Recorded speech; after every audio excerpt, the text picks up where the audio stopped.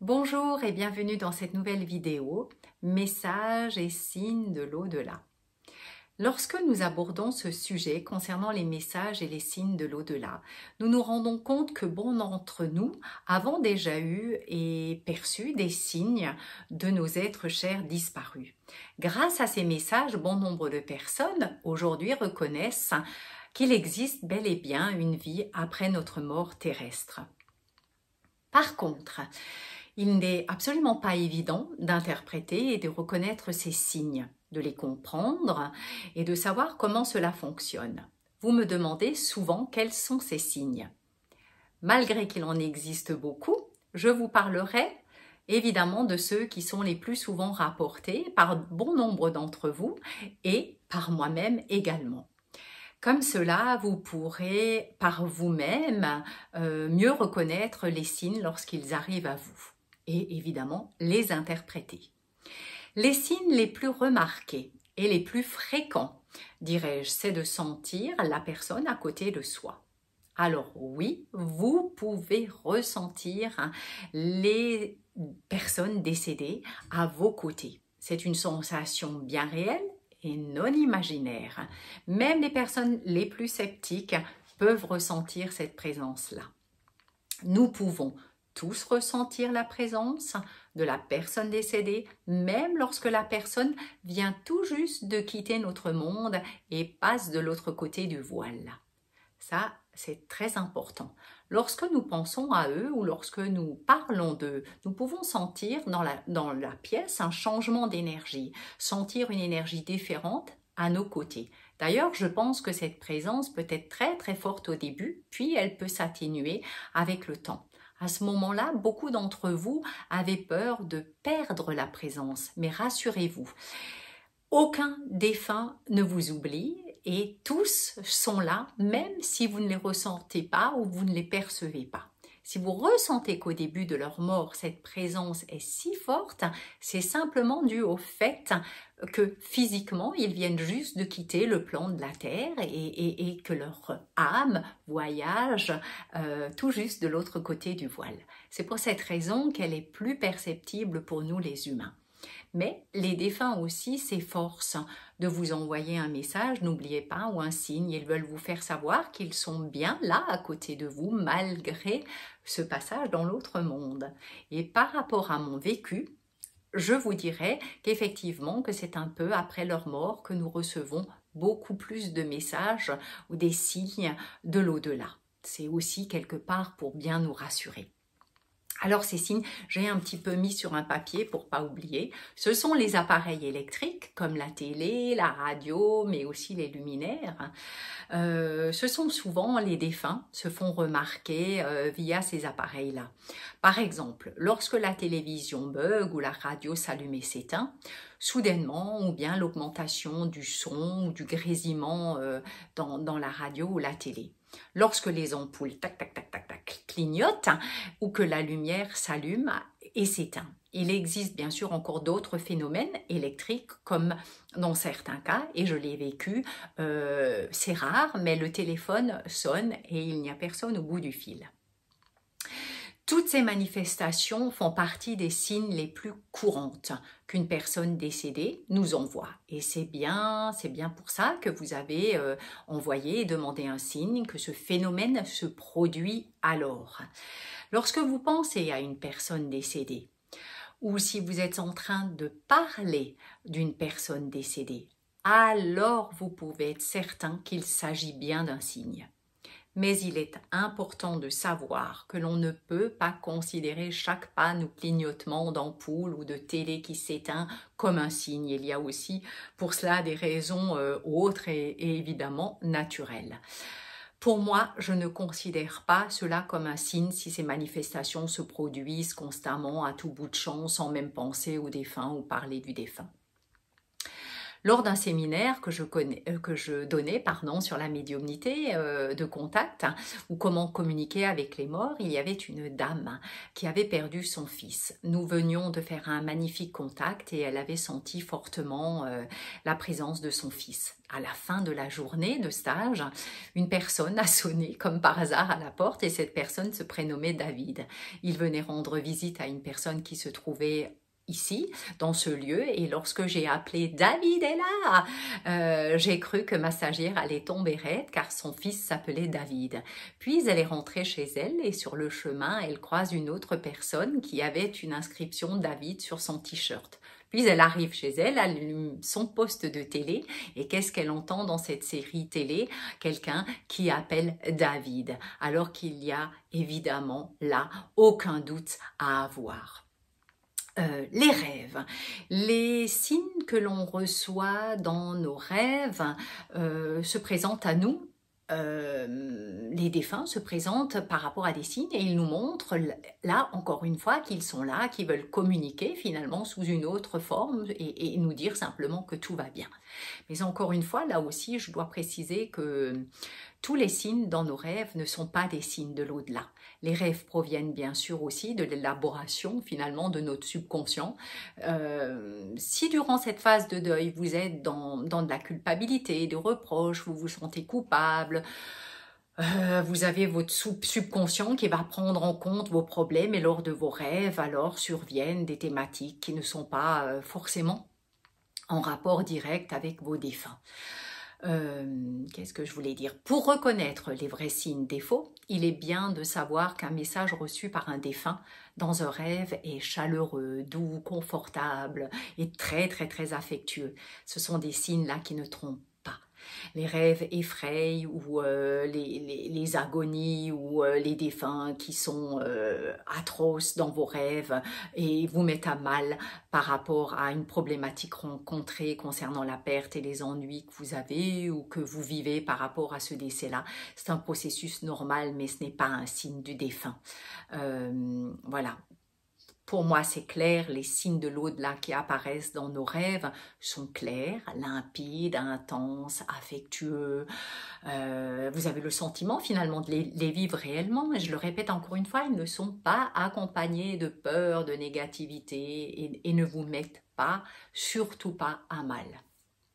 Qu'est-ce que j'ai mis encore? La musique. La musique et les signes acoustiques sont aussi des messages probablement plus fréquents que les rêves, comme des coups de craquement ou d'autres bruits, mais là aussi attention car il peut y avoir des causes naturelles, donc méfiez-vous. Concernant la musique, vous pensez à une personne par exemple décédée et juste à ce moment-là précis, sa chanson préférée ou votre chanson préférée passe à la radio ou à la télévision. Cela peut se produire, voire même plusieurs fois par semaine. Là, c'est un signe très clair pour que vous compreniez bien que c'est un signe. Parfois, il nous arrive d'avoir soudainement envie d'allumer la radio et la chanson préférée passe justement à ce moment-là. Je me souviens avoir une fois une séance de communication avec l'au-delà, avec une maman et sa fille. Elles travaillent ensemble dans leur propre salon de coiffure et lors de ce contact était apparu un jeune homme. Cette personne décédée avait une chanson préférée qui symbolisait un moment bien précis, je pense, de sa vie terrestre.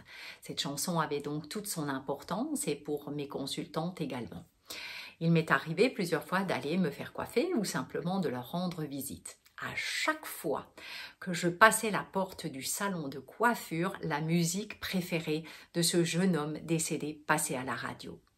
Et là, il est arrivé plusieurs fois que je leur rendais visite le jour de la date d'anniversaire ou de mort de cette personne. Alors là encore, comprenez bien que vous pouvez être certain que le défunt bien-aimé vous fait signe. Il y a aussi des signes que l'on vous montre, comme par exemple une publicité qui passe et vous y trouvez inscrit le nom, par exemple, de la personne décédée à qui vous avez justement pensé à l'instant. Moi, je me souviens un jour de la date d'anniversaire de ma mère. J'étais en voiture, je pense fortement à elle. Puis j'arrive à un croisement et je vois un camion arriver où il était inscrit à l'arrière le prénom de ma mère. Puis, un peu plus loin, un autre où il était inscrit son nom de famille. Il est bien évidemment là que cela, ce n'est pas un hasard et pour moi, c'était certain que c'était un signe remarquable provenant d'elle, vu que c'était son jour d'anniversaire. Il y a aussi parmi tous ces signes les odeurs de personnes que l'on sent décédées. Tout d'un coup, on sent clairement un parfum, une odeur de cigarette ou tout autre, comme une odeur de gâteau que l'on peut clairement associer vraiment à une personne décédée. C'est souvent les grands-mères qui viennent avec de ces odeurs-là. Un jour, pendant que j'établissais un contact avec l'au-delà, lors d'une de mes séances pour une jeune femme dont le père était décédé, j'ai été envahie par une forte odeur d'aftershave. C'était si intense, j'en avais la nausée. Ma cliente me dit qu'elle se plaignait toujours de l'odeur de son aftershave car il en mettait de trop et que cela lui donnait la nausée et que voilà, ça partait en dispute. Donc les odeurs sont aussi des signes fréquents que nous envoient les personnes décédées. Faites-y attention, surtout si vous l'associez avec une odeur particulière à un défunt. Ensuite, il y a aussi le toucher et le souffle ou la sensation de froid ou de chaleur. Dans le deuil ou même bien après, lorsque vous pensez intensément à un être cher décédé, vous avez tout d'un coup la sensation d'être touché. Il peut s'agir d'une étreinte, d'une caresse sur la joue, la tête, le dos ou l'épaule, ou bien encore un frisson dans la nuque qui ressemble à un contact. Ça aussi, ce sont des signes. Après, il y a aussi nos chers animaux. Les animaux sont aussi très réceptifs. Ils captent très bien l'autre monde. Ils voient, ils sentent l'énergie différente qui arrive à eux.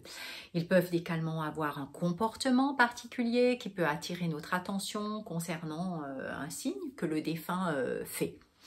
J'aimerais vous parler aussi des papillons, car souvent on associe finalement les papillons aux défunts.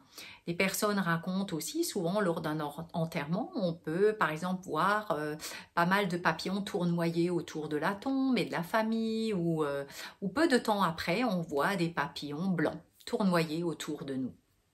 Ça, ce sont des signes. Il arrive aussi qu'une coccinelle, par exemple, se pose juste là à côté de nous lors d'une messe ou d'un enterrement en hiver. Mais il y a aussi d'autres rencontres spéciales avec des animaux qui peuvent être des signes ou des messages du monde spirituel, notamment lorsque l'animal est en lien avec le défunt, bien évidemment. Qu'est-ce que je voulais rajouter? Oui, les animaux domestiques peuvent réagir de manière particulière après le décès de leur maître. J'avais une chienne qui fixait un coin vide comme ça, ou même qui aboyait et qui voulait jouer alors qu'il n'y avait personne dans la pièce. Et lorsque vous pensez à un être cher décédé ou que vous parlez de cette personne, si quelqu'un ou quelque chose se produit et se répète toujours, alors vous pouvez encore là être sûr et certain que c'est vraiment un vrai signe. Un ami à moi, un jour, qui était un grand homme médecine péruvien, venait de décéder. Il avait toujours des plumes à son chapeau. Je pensais à lui en lui demandant de me faire un petit signe et quelques secondes après, une plume venant de nulle part est tombée à mes pieds. Puis j'ai entendu dire « Va voir cet article » et j'ai compris un message qu'il tenait vraiment à me faire passer. Puis durant quelques jours, systématiquement, lorsque je sortais rapidement, une plume tombait à mes pieds. Là, c'est inévitablement un signe. Alors pour reconnaître tous ces signes, il y en a plein que j'ai cités et évidemment tous sont des signes de personnes décédées. N'oubliez pas, vous les reconnaîtrez toujours parce que votre cœur vous montre et surtout parce qu'il y a un lien. Si l'on n'est pas sûr qu'il s'agisse d'un signe, parce que c'est simplement passé, parce qu'il s'est passé quelque chose de spécial, mais que l'on n'a pas demandé de signe, ni parlé de la personne décédée, ni pensé à elle, alors ce n'est probablement pas un signe réellement venu du monde des esprits. Le monde spirituel est extrêmement intelligent, soyez conscients de cela, que ce soit vos défunts, vos guides, vos anges, etc. Ils vous enverront des signes clairs et précis qui redonneront et qui vibreront dans votre cœur. Les messages incompréhensibles qui n'ont aucune signification, ne les acceptez pas ou n'essayez même pas de les traduire par désir d'avoir forcément un signe. C'est pas juste, vraiment c'est pas juste. Donc soyez vraiment conscients de cela. Pour obtenir un signe d'une personne décédée, Euh, Si vous souhaitez avoir un signe d'une personne décédée, alors prenez simplement le temps de vous poser dans un espace calme et en conscience, demandez en pensée ou même à voix haute. Je vous demande, cher père, mère, défunt, etc., de m'envoyer un signe pour que je sache que vous êtes là à mes côtés. Puis vaquez simplement à vos occupations sans chercher, sans contrôler. Vous aurez un signe dans la minute qui suit et si ce n'est pas le cas, vous l'aurez dans les jours à venir. Votre demande sera exécutée. Si vous ne recevez pas de signe de personne décédée, il y a plusieurs explications. Soit vous avez un signe et vous ne l'avez pas reconnu, soit vous l'avez reconnu mais vous avez imaginé cela différemment et donc vous n'étiez pas réceptif, soit vous êtes encore en deuil et la souffrance émotionnelle est si grande et là que cela ne vous permet pas finalement d'être apte à capter des signes.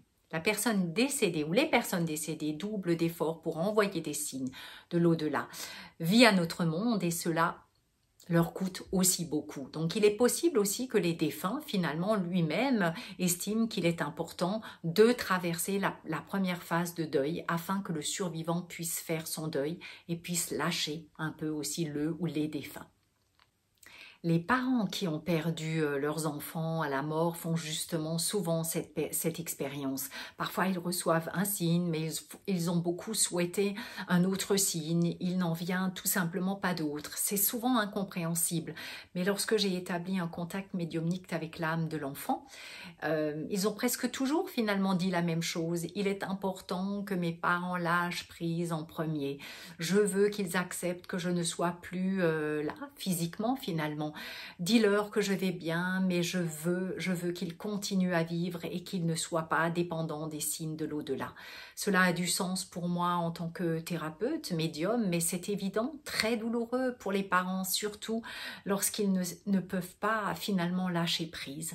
Et si cela n'est toujours pas possible, car je pense que finalement tout le monde ne réceptionne pas ces messages, alors c'est une consultation personnelle auprès d'un bon médium qui peut vous amener sur le chemin du deuil finalement et à accepter, à recevoir des messages.